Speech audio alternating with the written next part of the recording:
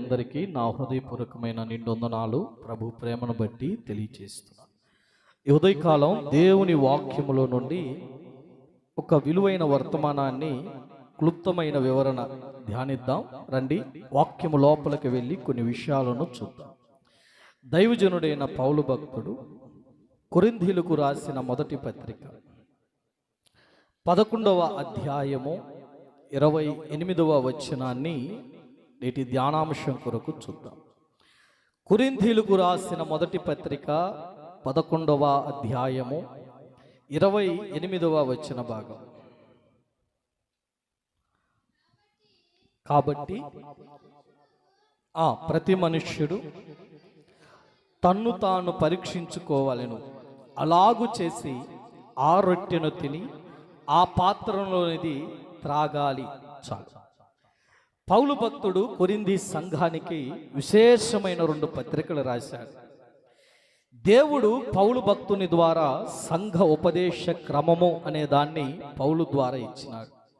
అయితే ప్రత్యేకించి ఈరోజు బల్లను గురించిన ఓ శ్రేష్టమైన మాట మీకు పరిచయం చేయాలని నా హృదయములో భారముతో ఉన్నాను. దేవుని బల్లలో ప్రవేశించే మనమందరము చేయవలసిన ఒక పని పౌలు చెప్పినాడు. అదేమిటంటే తన్నును తాను పరీక్షించుకోవాలి. ప్రతివాడు తన్నును తాను పరీక్షించుకోవాలి అన్నాడు. Self examination. ఏమండి, ఆలోచించారా? ఈరోజు మనుష్యులకు బాగా ఇష్టమైంది ఏంటంటే ఇతరులను పరీక్షించటం. ఎవరినండి? మాట్లాడరేంటి? ఆ తల్లి ఆకలి బాధ తట్టుకోలేక ఏదో అంత తప్పు చేసిందండి.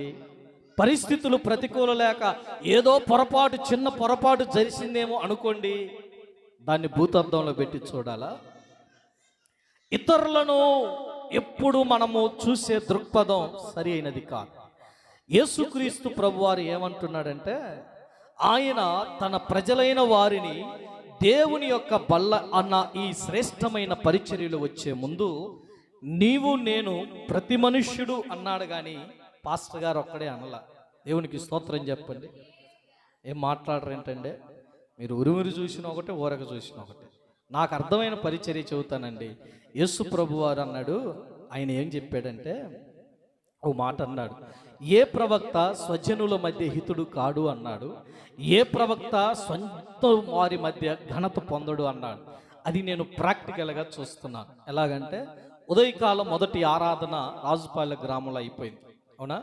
అక్కడ దాదాపుగా ఒక 25-30 మంది గ్యాదర్ అవుతున్నారండి. వారిలో అందరూ బాప్తీసం తీసుకున్నారు, అందరూ బలలో చేయేస్తారు. అది బలి ఆశ్చర్యం అనిపించింది. రెండో విషయం చెప్పనా, సేవకుడు ఉన్నా లేకపోయినా, నేను శుక్రవారం వాళ్ళ మధ్యకి వెళ్తాను, మిగిలిన దినాలు వారి మధ్య ఉన్నా లేకపోయినా ప్రార్థన చేయటానికి కొంతమంది స్త్రీలు పనిగట్టుకొని ప్రతిరోజు మందిరంలో ప్రార్థన చేస్తున్నారు. నాకు భలే ముచ్చటేసింది. నేను అనుకున్నాను, పౌలు గారిని సంతోషపెట్టిన ఆ ఎఫెసీ సంఘం, పౌలు గారి యొక్క మన్ననలు పొందిన ఆ ఫిలిప్పు సంఘములాగా ఈ సంఘం ఉందని నాకు అనిపించింది. భలే ఆశ్చర్యం అనిపిస్తుందండి. కరెక్ట్గా 4 పాటలు పాడే టయానికి అందరూ వచ్చి కూర్చుంటారు అక్కడ. అర్థమవుతుందా? 1:40 నిమిషంలో కూటం అయిపోతుంది, పాటలు అయిపోతాయి, వాక్యం అయిపోతుంది, ప్రభు బల్ల సంస్కారాధన అయిపోతుంది, కానుకల పరిచర్య అయిపోతుంది, సాక్ష్యములు అయిపోతాయి. 10ంటికి నేను తప్ప చర్చిలు ఎవరు ఉండరు అక్కడ. ఇక నేను బయలుదేరటానికి రెడీ అవుతాను. ఏంటి ఈ క్రమశిక్షణ అనేది? నేను చేసిన పొరపాటు ఏంటంటే ఈ సంఘానికి క్రమశిక్షణ నేర్పలనేది. ఫీల్ అవుతారని గట్టిగా వాక్యం చెప్పాల, వాళ్ళను మాత్రం ఉతికి ఆరేశారు. ఆ ఉతికి ఆరేసినప్పుడు కొందరు రక్షించబడ్డారు, వారు నిలబడ్డారు. దేవునికి బిడ్డలారా, ఈ ఉదయకాలం మనం ఏం చేయాలంటే ప్రభు బల్లలో చేయి వేసే నీవు నేను పరీక్ష చేసుకోవాలట. ఏమన్నాడండి ఆయన? ప్రతి మనుష్యుడు అన్నాడా, పాస్టర్ గారే అన్నాడా? మాట్లాడరు మీరు, చదవండి మరొక మారు. కాబట్టి ప్రతి మనుష్యుడు తన్నును తాను పరీక్షించుకోవాలి. అక్క బిడ్డలారా, మిమ్మల్ని మీరు పరీక్షించుకోండి, సొంత విమర్శ చేసుకోండి. ఈరోజు మనము ధ్యానించే ప్రసంగ శీర్షిక స్వవిమర్శ. సొంతగా పరిశీలన చేసుకోవాలి, సొంతగా పరిశీలన చేసుకోవటం నేర్చుకోవాలి. అర్థమవుతుందండి? ప్రతి మనుష్యుడు తన్నును తాను పరీక్షించుకోవాలి. నేను పరీక్షించుకోకుండా ఈ బలలో చెయ్యేస్తానంటే కలిగే ప్రమాదాలు పౌలు రాసినాడు. చూడండి తరువాత ఏమి రాయబడిందో. తరువాత వచనములో, ప్రభువు శరీరమని వివేచింపక తిని త్రాగువాడు శిక్షావిధి కలుగుటకే త్రిని తాగుతున్నాడు. అర్థమవుతుందండి? ఉదాహరణకు ఒక మాట చెబుతున్నాను. వీరు బలలో చేయి వేసే ముందు మొట్టమొదటిగా మనము చేయాల్సిన పని ఏంటంటే పరిశీలన చేసుకోవటం. నేను ఎలాగున్నాను, నా దేవుని దృష్టిలో నేను ఎలాగున్నాను, ఎలా జీవించాను, ఎలాగుంది నా జీవితం, ఎక్కడైనా జారిపోయానా, ఎక్కడైనా పడిపోయానా, నేను ఒకవేళ బలహీనతలో పడిపోతే బలవంతుడైన దేవుని దగ్గర ప్రాధేయపడే స్థితి రావాలా, స్వవిమర్శ చేసుకోవాలి. కొందరు ఇలా విమర్శించుకోకుండా దేవుని సన్నిధిలో ఒప్పుకోలు అన్న ప్రార్థన చేయకుండా బలలో చేయి వేస్తారు. వారికి కలిగే ప్రమాదం ఏమిటంటే శిక్షావిధి కలిగిద్దట. ఏం కలిగిద్దండి? శిక్ష వస్తుంది. ఎవడికి శిక్ష? తప్పు చేసినోడికి శిక్ష. అంటే పరీక్షించుకోకుండా బలలో చేయి వేయటం అనేది తప్పు కాదా? మాట్లాడరంటే తప్పు కదా? అన్నయ్యో నేను రాలేకపోయాను కానీ ఇంటికి పంపి బల్ల అనగానే ఈ పెద్ద పాటర్ గారు మరొక చిన్న పాటర్ గారిని పిలిచి, అయ్యో మన విశ్వాసి రాలేదు కానీ బల్ల ఇచ్చి రాపు అన్నాడు. ఓరి ఎంత దుర్మార్గం అండి! ఉందా బైబిల్ ఎక్కడైనా రాసినారండి? విమర్శ చేసుకోవాలి, పరిశీలన చేసుకోవాలి. పరిశీలన చేసుకోకపోతే కలిగే ప్రమాదం ఏంటంటే శిక్ష కలిగింది. తరువాత వచనం చదవండి, ఏముంటది? ఎందు మూలంగా పరీక్షించుకోకుండా బల్ల తీసుకుంటున్నారు కాబట్టి అందుమూలముగా ఏం జరుగుతుందట? మీలో అనేకులు ఏమవుతున్నారు? బలహీనులను, రోగాల పాలవుతున్నారు, చాలా మంది నిద్రించుచున్నారు. ఏమొచ్చిందంటే పరీక్షించుకోకుండా కానీ ప్రభు శరీరములో రక్తములు ఎవరైతే పాలు పొందుతారో వారికి బలహీనతలు వస్తాయి. దేవునికి స్తోత్రం చెప్పండి. ఏంటి సార్ ఈ బలహీనత అంటే? ఆ బలహీనత నిన్ను విడిచిపోదండి. దేవుని ప్రశస్తమైన బలలో చేయి వేసేటప్పుడు మనము స్వభావ సిద్ధంగా పాపములో ఉన్నవారము యేసుక్రీస్తు ప్రభులోకి వచ్చాం. అయితే రక్షించబడ్డాం కానీ మనలో ఉన్న ఆ పాప నైజం చచ్చిపోవటానికి బహుకాలం పట్టింది. ఇల్లు రోజు ఊడుస్తారా? అప్పుడప్పుడు ఊడుస్తారా మీరు? ఏందండి మీకు ఇలాగ అర్థం కాదులేండి. తిన్న పాత్రలు ఉంటాయి కండి, రోజు గడుగుతారా? 4 రోజులకు ఒకసారి గడుగుతారా? 4 రోజులకు ఒకసారి గడిగితే ఏమైంది? బూజు పట్టిద్దండి. అవునా? సరే, మరి హృదయం సంగతి? లోపల హృదయం అనేది ఒక పాత్ర. దాన్ని ఎండి గిన్నె అన్నాడు ప్రసంగి. ఆ గిన్నెలో చాలా పాపం ఉందనుకోండి, సాయంత్రానికి కడిగి బయట వేయాల. మనుష్యులం కదండి, బలహీనతలు ఉంటాయి. నేను బలహీనత లేని పర్ఫెక్ట్ పాస్టర్ అంటానికి లేదు. బైబిల్ ఏం చెప్పిద్దో చెప్పనా? నీతిమంతుడు లేడు, మాట్లాడండి, ఒక్కడూ లేడు. అందరూ పాపము చేసి దేవుడు అనుగ్రహించు మహిమను పొందలేకపోతున్నారు.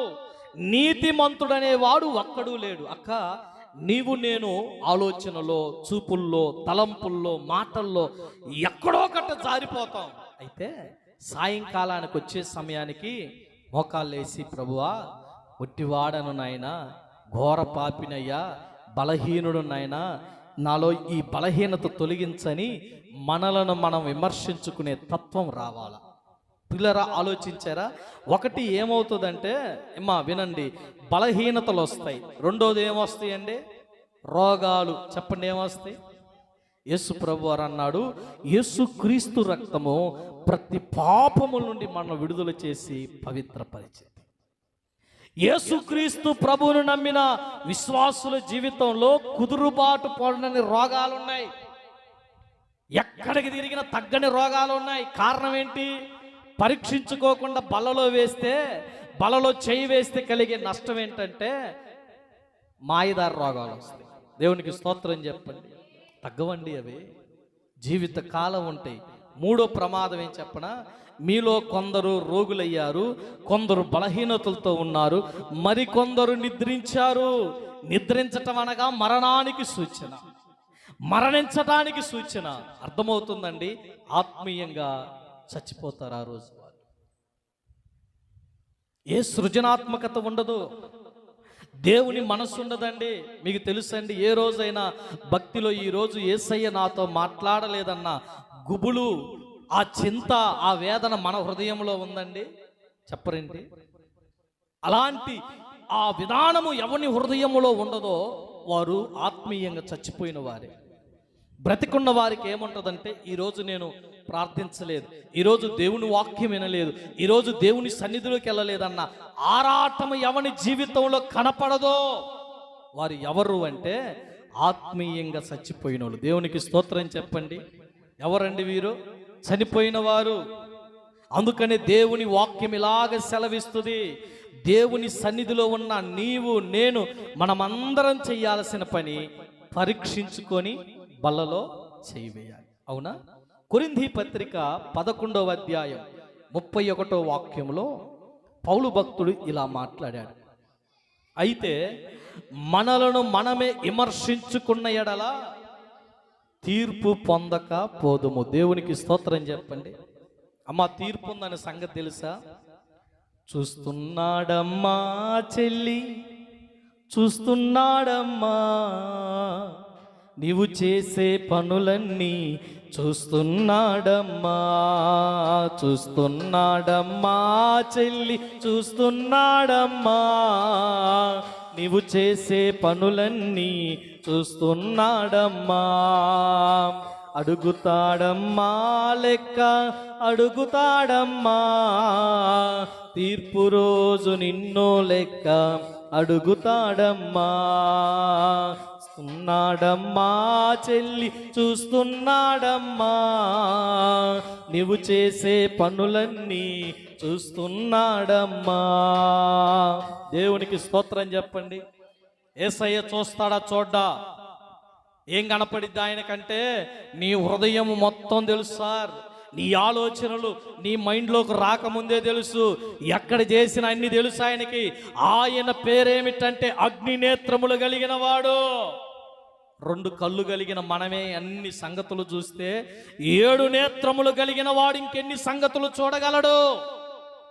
బిడ్డ, ఈ ఉదయం స్వపరీక్ష, స్వ విమర్శ, సెల్ఫ్ ఎగ్జామినేషన్, నిన్ను నీవు పరిశీలించుకోవటం చాలా ఆశీర్వాదకాలం. పౌలు అన్నాడు, మనలను మనమే విమర్శించుకున్న ఎడలా తీర్పు పొందకపోదుము అన్నాడు. భూమి మీద ఉన్న మానవులమైన మనమందరము ఒకరోజు తీర్పులో నిలబడాలి. ఆ తీర్పులో నిలబడే రోజు దేవుడు విశ్వాసులను కూడా మొట్టమొదటిగా ఇంటి నుండే తీర్పు ప్రారంభమవుతుంది. ఎవరైతే ఆయుష్ ఉన్నప్పుడు, ఆరోగ్యం ఉన్నప్పుడు, దేవుడు కృపనిచ్చినప్పుడు విమర్శించుకొని నేను ఇలాగెందుకున్నాను, నా బ్రతుకు ఇలాగెందుకుందని ఎవడైతే విమర్శించుకొని బలలో చెయ్యి వేస్తాడో వాడికి తీర్పు ఉండదట. దేవునికి స్తోత్రం చెప్పండి. విమర్శించుకోకుండా ఏమండి బలలో చెయ్యి వేస్తే ఏం జరిగిద్ది? తీర్పు ఉంది. ఆలోచించాల్సిన కొన్ని విషయాలు చూద్దాం. కనుక మనము దేవుని సన్నిధిలోకి వచ్చినప్పుడు ప్రభు బలలో చేయి వేసే ప్రతి తల్లి, ప్రతి అక్క, ప్రతి సోదరుడు ఏం చేయాలంటే పరీక్షించుకోవాలి. నా మాట సరిగా ఉందా, నా చూపు సరిగా ఉందా, నా హృదయం సరిగా ఉందా అని పరిశీలించుకోవాలి. మీకు ఒక సందర్భాన్ని గుర్తు చేసి నేను ముగిస్తాను. లూకా సువార్త 18వ అధ్యాయంలో అక్కడ ఒక 2 మనుష్యులు దేవుని ఆలయానికి వెళ్ళినట్లు వాక్యంలో కనపడుతుంది. చూడండి, స్వపరీక్ష చేసుకొనటం యొక్క ప్రాముఖ్యత యేసు ప్రభు వారు ఆ వచనాల్లో చెప్పాడు. లూకా సువార్త 18వ అధ్యాయం 10వ వచనం నుండి చదవాలి. యేసు ప్రభు ఏమంటున్నాడు చూడండి. ప్రార్థన చేయటానికి 2 మనుషులు దేవాలయమునకు వెళ్ళిరి. స్తోత్రం చెప్పండి. ఎందుకు వెళ్ళారండి వాళ్ళు? దేవాలయానికి ఎందుకు వెళ్ళారమ్మా? ఏంది? నిద్రపోవటానికి. ఏందో నాకు వినపట్ల. దేవాలయానికి ఎందుకు వెళ్ళారు? నిద్రించటానిక? దేవాలయానికి ఎందుకు వెళ్ళారు సార్? ప్రార్థన చేయటానికి దేవాలయానికి వెళ్ళాలా? దేవుని ఆరాధించటానికి దేవాలయానికి వెళ్ళాలి. నీ కొరకు రక్తము కాచిన దేవుని ప్రేమ ఎరగటానికి దేవాలయానికి వెళ్ళాలా? 2 మనుషులు దేవాలయానికి ప్రార్థన చేయటానికి వెళ్ళారు. వారు ఎవరు అన్నాడంటే, వారిలో ఒకడు పరిసర్యుడు, మరొకరు సుంకరి. వీరి గురించి ఒక మాట చెప్పి ముందుకెళ్తాను, వినండి. పరిసర్యుడు అనబడిన వాడు ఎలాంటి వాడంటే, ఆనాటి కాలమునకు బోధకులు వారే. ఆనాటి సమాజములో పరిసర్యులు, హేరోదీయులు, జలోదీయులు, అలాగ అనేక రకములైన విభాగములు కలిగిన శాస్త్రులు, ఇలాంటి వారు బోధకులుగా ఉండి ప్రజలకు ధర్మశాస్త్రాన్ని బోధించేవారు. ఈ పరిసర్యుడు ఉన్నాడు, అదే సుంకరి ఉన్నాడు. సుంకరి అనేవాడు ఎలాంటి వాడంటే, సమాజంలో వాడిని చాలా తక్కువ కులస్తుడుగా, ఎన్నిక లేని వాడిగా, పాపము వంటి వాడిగా, పాపిర అన్నట్లుగా చూసేవాళ్ళంట ఆ రోజుల్లో. వారిద్దరు వెళ్ళినప్పుడు పరిసర్యుడు ప్రార్థన చేస్తున్నాడు. ఇలాగా ఏమని చేస్తున్నాడో చదవండి. ఏమని చేస్తున్నాడు? 12వ వచనం చదువమ్మా. పరిసర్యుడు నిలబడి, దేవా, నేను చోరులను, అన్యాయస్తులను, వ్యభిచారులైన ఇతర మనుష్యుల వలె ఈ సుంకరి వలెనైనా ఉన్నందుకు నీకు కృతజ్ఞతాస్తుతులు చెల్లించుచున్నాను. వారమునకు 2 మార్లు ఉపవాసము చేయుచు నా సంపాదన అంతటిలో 10వ వంతు చెల్లించుచున్నాను. మంచోడా కాదా? ఏమ్మా, మంచోడా కాదా? ఏమంటున్నాడు? వారానికి ఎన్ని మార్లు ఉపవాసం? వినండి, చెప్పాలి, ఎన్ని మార్లు? మరి మీ సంగతి? అసలు ఉపవాసమే లేదండి మనకి. యేసయ్య 40 రోజులు ఉపవాసం చేసినాడు. మన జీవితంలో ఉపవాసం అనే మెట్టు ఎప్పుడైతే ఉండదో ఆ రోజు మన ఆత్మీయ పరిపక్వత అనేది ఆగిపోతూ ఉంటుంది. మర్చిపోవద్దు, వారానికి 2 మార్లు ఉపవాసం ఉంటున్నాడంట.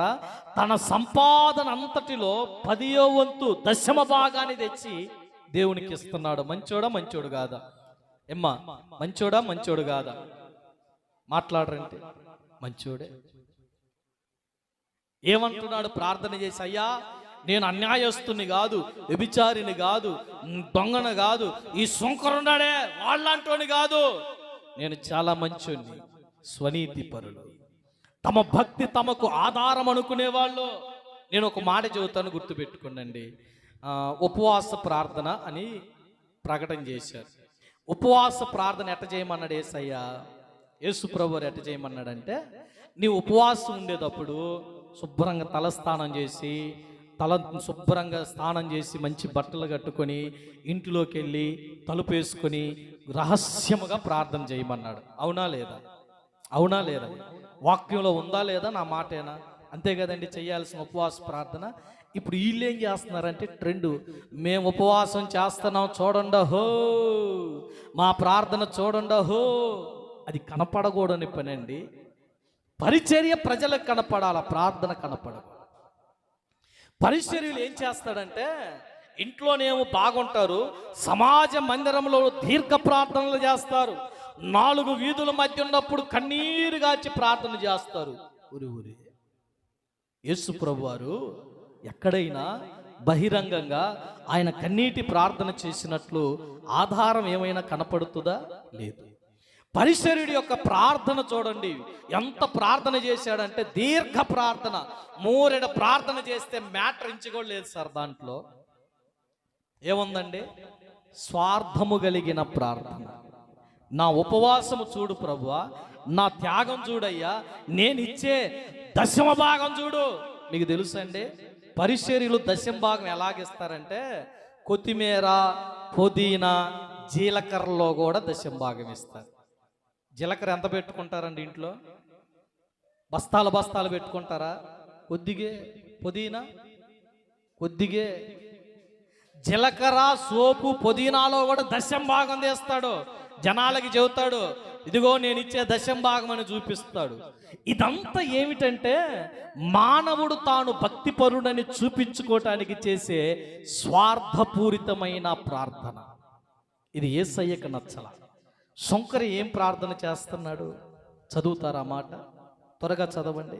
సుంకరి దూరముగా నిలబడి ఆకాశం వైపు కన్నులెత్తుటకు ధైర్యము చాలక రొమ్ము కొట్టుకొనుచు, దేవా, పాపినైన నన్ను కరుణించుము. ఎంత ప్రార్థన అండి! ఇప్పుడు మీరు చెప్పండి, ఈ 2 ప్రార్థనలో దేవునికి నచ్చింది ఏం ప్రార్థన? శంకర్ అన్నాడు, ఆకాశం వైపు చూడటానికి ధైర్యం లేదంట. ఎందుకో చెప్పనా? భూమి ఆయన పాదపీఠం, ఆకాశము దేవుని సింహాసనం. అయ్యా, నీ సింహాసనం వైపు చూడాలంటే నాకు ధైర్యం చాలలా.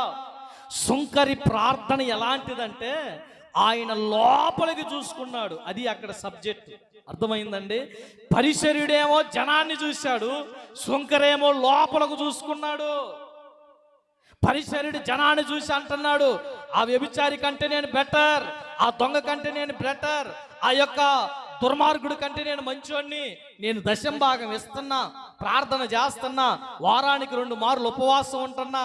ఇదంతా ఏంటంటే స్వనీతి పరుల యొక్క లక్షణాలు, ప్రజలకు తన భక్తిని కనపరుచుకోవాలనుకునే లక్షణాలు, దేవుడి కన్నా తామే గొప్పవారని చెప్పుకోవటానికి తాతృత పడే వ్యక్తులండి వీరంతా.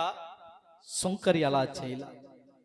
లోపలకు చూసుకుంటే అనుకున్నాడు, ఆయన ముందు నేనెంత, ఆ పరిశుద్ధుని ముందు నా స్థాయి ఎంత, ఆయన ముందు నిలబడే ధైర్యం నాకు లేదు, ఆ యోగ్యత నాకు లేదు, ఆ స్థితి నాకు లేదని బోరున ఏడుస్తూ రొమ్ములు కొట్టుకొని నోటిలో నుండి దుఃఖపూరితమైన ఒక ప్రార్థన, దేవా పాపినైన నన్ను కరుణించు. ఇద్దరు ప్రార్థన దేవుడు విన్నాడండి. కానీ సమాధానం దేనికి వచ్చింది? శంకరి ప్రార్థనకే. దేవుడు ఎవరి ప్రార్థన వింటాడంటే, యేసు ప్రభు కావలసింది పెద్ద పెద్ద మేధావుల అవసరం లేదండి, గ్రాంధికంలో ప్రార్థన చేయాల్సిన అవసరంలా. యేసయ్యకు చేయాల్సిన ప్రార్థన విరిగి నలిగిన హృదయములో నుండి వచ్చే కన్నీటి ప్రార్థన. దేవునికి స్తోత్రం చెబుతారా? గట్టిగా చెప్పరేంటండి? ఇప్పుడు వీళ్ళిద్దరిలో ఎవరి ప్రార్థన దేవుడు విన్నాడు, ఎవరు యోగ్యులుగా తీర్చబడ్డారంటే శంకరి. కారణం చెప్పి ముగిస్తాను చూడండి. ఎప్పుడైతే మనం చేసే ప్రార్థన చేసేటప్పుడు మొదటగా దేవుని కనికరాన్ని పొందటానికి ఒప్పుకోలు చేసుకోవాలి. మనుషులమైన మనం ఎప్పుడు స్వనీతి పరులమండి, స్వార్థాపేక్ష కలిగిన వారు. ప్రభువా, నేను చేసే ప్రార్థన నువ్వు ఎందుకు వినవు, నేను చేసే మనవులు నువ్వెందుకు చూడవు, నేనేం తక్కువ చేశాను, ఆదివారం మందిరంకి వెళ్తున్నా, ఉపవాసం ఉంటున్నా, ప్రార్థన చేస్తున్నా, అన్ని బాగానే ఉన్నాయి కదా. దేవుడు అన్నాడు, అది ప్రజలకు బాధ్య కనపడేది కాదయ్యా, నీ హృదయంలో నాకు స్థానం. యేసు ప్రభు ఏం కోరుకున్నాడు సార్? యేసు ప్రభుకి కావలసిందేంటి? డబ్బా, బంగారమా, వెండా? ఆయనకు అది అవసరంలా.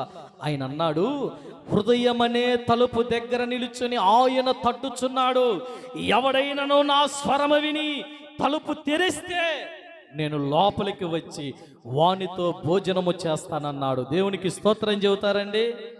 ఆలోచించారా? నేను యేసు ప్రభుని నా 17వ ఏట నేను ప్రభుని నమ్ముకున్నా. దైవజనులు ప్రసంగి గారు వాక్యం చెబుతుంటే నేను చేసిన పనులన్నీ ఆయన వాక్యంలో చెబుతున్నాడు, నేను చేసే యాక్టింగ్ అంతా ఆయన కరెక్ట్గా చెబుతున్నాడు. నేను అనుకున్నాను, నా గురించి ఎవరో చెప్పారు ఈయనకి, లేకపోతే ఈయనకి ఎట్ట తెలిసిద్దన్నా. మొన్న మధ్య రాజుపాలెంలో వాక్యం చెబుతున్నా, వింటున్నారండి? ఉన్నారా? గట్టిగా స్తోత్రం చెప్పండి. ఒక మాట చెబుతుంటే ఒక అక్కికు ఒక వాక్యం తగిలొచ్చింది. అందరూ అయిపోయిన తర్వాత ఆమె వచ్చి నిలబడి అంటది, పాస్టర్ గారు మీరు అట్ట చవటం నాకు నచ్చల, నాకు చాలా బాధేసింది. అది వాక్యానికి ఉన్న నైజం ఏంటండి? వాక్యం ఏంటిది? కత్తి. చెప్పండి ఏంటిది? అది 2 అంచుల పదును కలిగిన ఖడ్గం. పొరపాటు చేసినప్పుడు కోసిద్దంతే. యేసు క్రీస్తు వాక్యానికి ఉన్న శక్తి అంతే. అక్క, నాకు నీకు వ్యక్తిగత గొడవలు లేవు, పగగొడేం లేదు, నిన్ను విమర్శించాలన్న దృక్పథం నాది కాదు, వాక్యాన్ని చెప్పే నేనంతే, వాక్యంలో ఉన్న విషయాన్ని వివరించంతే. అంటే ముడుచుకొని, మొహం ముడుచుకొని, యేసు రక్తమే జయం మందిరం నుంచి వెళ్ళిపోయి ఇంక మరి అన్నాడు 2-3 వారాల నుంచి అడుగు కూడా పెట్టట్లా. నేను అడిగాను, బ్రదర్ ఏంటన్నా రావట్లేదంటే, ఆమె అంతేనండి, ఆమె గాలిపటం లాగా చక్కెరలు కొడతా ఉంటుంది అన్నాడు. సరేలన్నా అని వదిలేశాడు. దేవుడు ఏం కోరుకుంటాడంటే, ఒక్కొక్క మారు ఆయన వాక్యం నిన్ను నన్ను దర్శించినప్పుడు అది నీ మేలు కొరకే. నీతిమంతుడు నన్ను కొట్టుట నాకు మేలు, దైవజనుని యొక్క గర్దింపు నాకు తైలాభిషేకము వంటిది, నన్ను కొడితే నేను బాగుపడతా. ఆయన వాక్యము నిన్ను గుద్దిందా, బండలాంటి హృదయాలు యేసయ్య వాక్యం అనే సుత్తి తగిలినప్పుడు అవి బ్రద్దలైపోతాయి అంతే. ఆ రోజు నాకు చాలా బాధేసింది. పాస్టర్ గారు నా గురించి చెబుతున్నాడని తెల్లారి మందిరానికి పోకూడదు అనుకున్నా. మరలా లోపల మనసు కుదురుగా ఉండనిట్లేదండి. అదో విధమైన దిగులు, అదో విధమైన ఏదో ఎల్తి కనపడుతుంది, ఏదో లోపం కనపడుతుంది. మరలా వెళ్ళాను, కూర్చున్నాను, సేమ్ రిపీట్. మరలా వాక్యం చదువుతుంటే ఆ వాక్యం నన్నే పొడుస్తుంది. తగిలిన దెబ్బ మీద మరలా గుణపప్పు పోటు. అంత అయిపోయిన తర్వాత వెళ్ళాను, అయ్యా నా గురించి మీకు ఎవరో చెప్పారట్టుకుంది, నేను తప్పు చేశానయ్యా, నేను పొరపాట్లో ఉన్నాను, నేను మరలా తప్పు చేయనయ్యని ఏడుస్తుంటే ఆయన అన్నాడు, తమ్ముడా, సోదరుడా, దాసు, దేవుడు నిన్ను దర్శిస్తున్నాడు, వ్యక్తిగతంగా ప్రార్థన చేసుకో. నేను ప్రార్థన చేసినప్పుడు ఒక్కొక్క బలహీనత, ఒక్కొక్క పొరపాటు, ఒక్కొక్క తప్పు ఇవన్నీ నా కళ్ళ ముందుకు వచ్చినప్పుడు బోరున ఏడుస్తూ ఏడుస్తూ ఏడుస్తూ కన్నీటితో ప్రభువు దగ్గర ఉన్నప్పుడు ఆ రొమ్ము కొట్టుకోవటం ఏంటో నాకు అప్పుడు అర్థమైంది. ఎంత దుఃఖపడ్డానో, ఎంత ఏడ్చానో. ఆ ప్రార్థన ముగించే సమయానికి నా హృదయం తేలికైపోయింది, గుండెల్లో బరువు దిగిపోయింది, ప్రశాంతంగా ఉంది, కొత్త లోకాన్ని చూస్తున్నట్లుంది. నేను ఆ రోజు అనుకున్నాను, ప్రభువు నా పాపాలు క్షమించాడు. దేవునికి స్తోత్రం చెప్పండి అండి, గట్టిగా చెప్పరండి. ప్రభువు నా పాపాలు క్షమించాడనే నిశ్చయిత నాకు వచ్చింది. అయ్యా నేను ప్రభువు నన్ను పాపాలు క్షమించాడని నా హృదయం ఆనందం కలిగింది అన్నాను. డిసెంబర్ 25, 2010వ సంవత్సరం ఆ దైవజనుడి చేతుల మీదుగా నేను బాప్టిజం తీసుకున్నాను. ఆత్మ మూలముగా జన్మించిన అనుభవం నాకుంది, నీటి మూలముగా జన్మించిన అనుభవం ఉంది. ఈ రెండిటి ద్వారా నేను రక్షించబడ్డానన్న నిర్ధారణ నాకు వచ్చింది. ఏమండి, సుంకరికి పరిసర్యుడికున్న వ్యత్యాసం ఏంటంటే, పరిసర్యుడు ప్రజల వైపు చూసి ప్రార్థన చేశాడు, సుంకరి ఎవరి వైపు చూసుకున్నాడు చెప్పండి, ముగిస్తున్నాడు. ఎవరి వైపు? లోపలకు చూసుకున్నాడు. సామెతల గ్రంథం 28వ అధ్యాయం 13వ వాక్యంలో, లోపలికి చూసుకునే అనుభవం నీలో ఉందా? నిన్ను నీవు విమర్శించుకునే స్థితి నీకుందా? చాలా మంది ప్రార్థన చేసేటప్పుడు ఎట్ట చేస్తారంటే, అమ్మా లోపల దాన్ని కప్పుకొని ప్రార్థన చేస్తారు. ఏమన్నాడండి సొలొమోను? 28వ అధ్యాయం 13వ వాక్యం, అతిక్రమములు దాచిపెట్టువాడు వర్ధిల్లడు, కానీ వాటిని ఒప్పుకొని విడిచిపెట్టిన వాడు కనికిరాన్ని పొందుతాడట. ఏం దాచిపెడుతున్నాడండి? అతిక్రమాలు. ఓ మాట చెప్పనా, ఉపవాసం ఉంటున్నావు, మంచిదే కాదంటలేదు, సాడీలు ఎందుకు? సాడీలు ఎందుకమ్మా? ఉపవాసం ఉంటున్నావు మంచిదే, అసూయ ఎందుకు? ఏది పాపం అంటారు? శారీరక పరమైన లోకములో పాపము చేసే వారిని చూసి మత్సరపడకూడదు. వారికి దేవుని కృప ఉంది. ఏదో ఒక రోజు దేవుడు వారిని పట్టుకుంటాడు, ఖచ్చితంగా రక్షణలోకి తీసుకొని వస్తాడు. రక్షించబడిన నీ సంగతి ఏంటి మరి? ప్రభు అంటాడు, మనము రక్షించబడ్డాం కదా, మన అతిక్రమములు ఒప్పుకున్న ఎడల కనికరాన్ని పొందుతాం.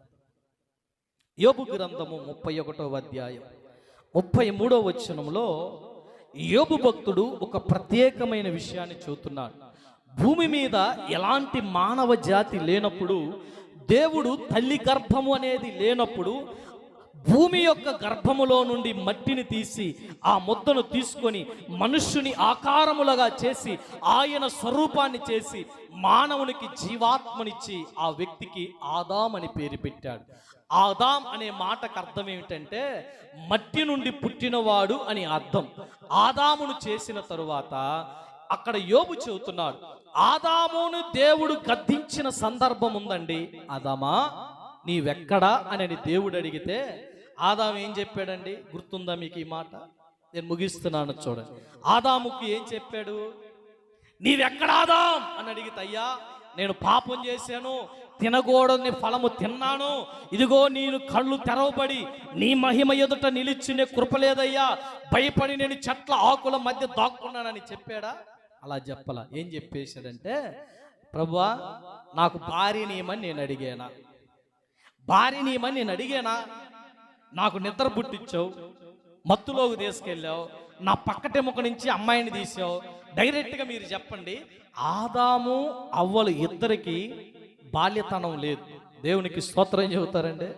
అర్థమైందా మీకు?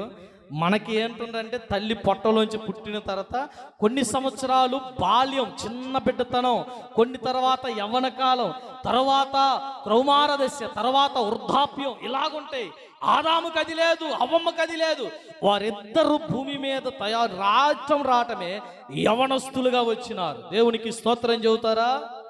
మీకు తెలుసండి, మనమందరికి మనుషులకి ఆదాముకి తేడా ఏంటంటే, భూమి మీద ఉన్న తల్లి గర్భము నుండి పుట్టిన ప్రతి బిడ్డకు బొడ్డు ఉంటుంది.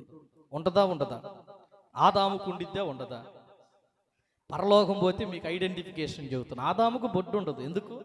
ఆదాము నాభి సూత్రము కోయబడలా, దేవుడు నుండి డైరెక్ట్గా తయారు చేయబడ్డాడు. ఎక్కడున్నావు ఆదాము అంటే, నేనేం అడిగితే ఏం చెబుతావు? అమ్మ మందిరానికి ఎందుకు రాలేదమ్మంటే ఈ 100 కారణాలు చెబుతారు. అసలు ఏం అడిగితే చెప్పాలి కదండి. దేవుడు ఏమన్నాడు?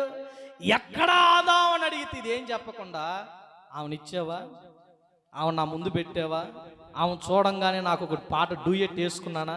పాట పాడాడండి, పాట పాడాడు ఆదాం గారు. అమ్మాయిని చూడంగానే, ఆహా నా నారి, నా దేహములో దేహం, నా శరీరంలో శరీరం, నా పక్కటెముక నుండి తీయబడ్డావు కాబట్టి నీవు నారి అనబడతావు అన్నారు. దేవుడేమో పెట్టిన పేరేమో హవ్వ, ఆదాము తన భార్యకి పెట్టుకున్న పేరు నారి. అర్థమవుతుందా మీకు? అయితే ఆమెను ఇచ్చావయ్యా, ఆమె తినమంది, తిన్నాను, నాది ఏమి తప్పులేదు, తప్పు అంతా మా ఆవిడది అన్నాడు. దేవునికి స్తోత్రం చెప్తాను. సాడీలు చెప్పటం ఎక్కడ మొదలైందంటే ఏదో తోటలోనే మాట్లాడు. భార్యాభర్తలు సాడీలు చెప్పుకునే గుణం అక్కడే ఉందండి. నాదేం లేదండి, ఆమెకే ఇచ్చాను. నవ్వమ్మ నీ సంగతి ఏంటంటే, నాదే ఉంది ప్రభా, పాము ఇచ్చింది, నేను తిన్నాను, ఏం లేదు అంది, పాము మీద తోసేసి. ఇప్పుడు మీరు చెప్పండి, ఆదాము తప్పును ఒప్పుకున్నాడా కప్పుకున్నాడా? ముగిస్తున్నా. తప్పును ఒప్పుకున్నాడా కప్పుకున్నాడా? ఒప్పుకోలా, కప్పుకొని దేవునికి సాకులు చెబుతున్నాడు. ఇప్పుడు చదవండి, యోబు భక్తుడు ఇదే మాట అన్నాడు. 31వ అధ్యాయం 33వ వచనంలో, ఆదాము చేసినట్లు, అయ్యా యోబు అంటున్నాడు, ఆదాము చేసినట్లుగా నా దోషములను దాచిపెట్టుకొని మహాసమూహము ఎదుట భయపడి, వారి మహాసమూహానికి నా తప్పుని చెబితే ఏమని అనుకుంటారని భయపడి, చదువమ్మా, కుటుంబంలో జరిగే తిరస్కారమునకు దడిసి నేను నా పాపాలు ఒప్పుకోకుండా మౌనంగా ఉంటే, ఏంటిది ద్వారం అంటే నోరు దాటి పాపాలు ఒప్పుకోకుండా గుండెలోనే ఉంచుకుంటే, ఇదిగో నా పాపాన్ని కప్పుకున్న ఎడల పరమనందున్న దేవుని దృష్టికి నేను వేషధారి నగుదును అన్నాడు. స్తోత్రం చెబుతారా? ఏం చెప్పాడండి ఆయన? ఆదాము ఏం చేశాడు? ఈరోజు ప్రజలమైన మనం దేవుని బలలో చేయి వేసే బిడ్డలారా, మీతోనే ఈ విషయాలు చెబుతున్నాను. చాలా మంది అతిక్రమములను ఒప్పుకోవటంలా దాచుకుంటున్నారు. చాలా మంది పరిచర్యుల్లాగా ప్రజల వైపు చూస్తూ, ఓకే వారికన్నా నేను మంచోళ్ళనే, వాళ్ళు పెద్ద ప్రార్థన ఏం చేయరండి, మేమైతే మామూలుగా ప్రార్థన చెయ్యం. ఇది కాదు, నీవు పాపినన్న సంగతి ఏ రోజు మర్చిపోవద్దు. ఏమండి, పరిపూర్ణుడయ్యావా? యేసయ్యకున్నంత స్థాయి ఉందా నీలో? నాలో లోపం అసలు ఏమీ లేదు అని చెప్పగలిగిన వాడు భూమి మీద ఎవడైనా ఉన్నాడా? ఆదామంట దాచుకున్నాడంట. యోబు అన్నాడయ్యా, మహాసమాజానికి భయపడి, కుటుంబంలో తిరస్కారము కలిగి దేవుని జడిసి, నా నోటి నుండి ప్రార్థన చేయకుండా మౌనంగా ఉండి పాపమును నా రొమ్ములో దాచుకుంటే, నా గుండెలో పాపాన్ని దాచుకొని, హృదయము అనేది అనేక గదులు కలిగిన స్థలం, ఆ గదుల్లో ఏదో ఒక గదిలో ఆ పాపాన్ని భద్రపరిచి అలాగుంచుకొని దేవుని దగ్గరకు వచ్చి ప్రార్థన చేస్తే, పరలోకమునున్న నా దేవునికి నేను వేషధారిని కాదా? ప్రియులారా,